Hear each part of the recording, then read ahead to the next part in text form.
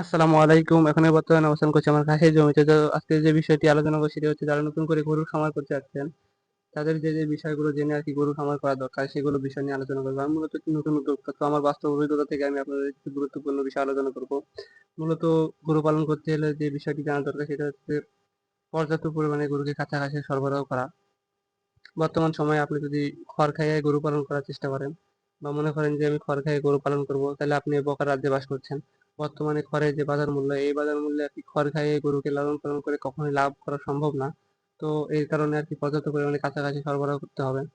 এরপরে যে বিষয়টি বলবো সেটা হচ্ছে বাসস্থান। আপনি যে যেখানে গরু রাখবেন সেটা অবশ্যই মানে একটি নিরিবিলি জায়গা হতে হবে। পর্যাপ্ত পরিমাণে হাওয়া বাতাস যাওয়ার মতো আর কি জায়গা থাকতে হবে, ফাঁকা হতে হবে। গরু যেন সেখানে আর কি নিজের মতো থাকতে পারে এরকম একটি জায়গা নির্মাণ করতে হবে।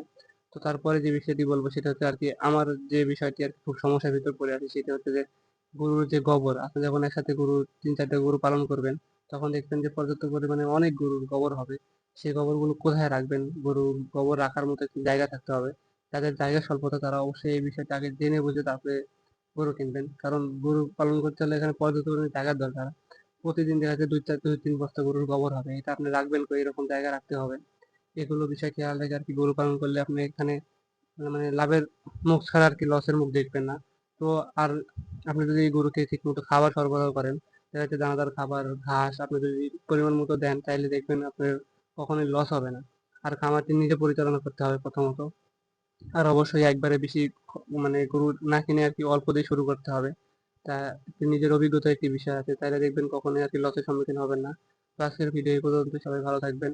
আসসালামু আলাইকুম ওয়া রাহমাতুল্লাহ।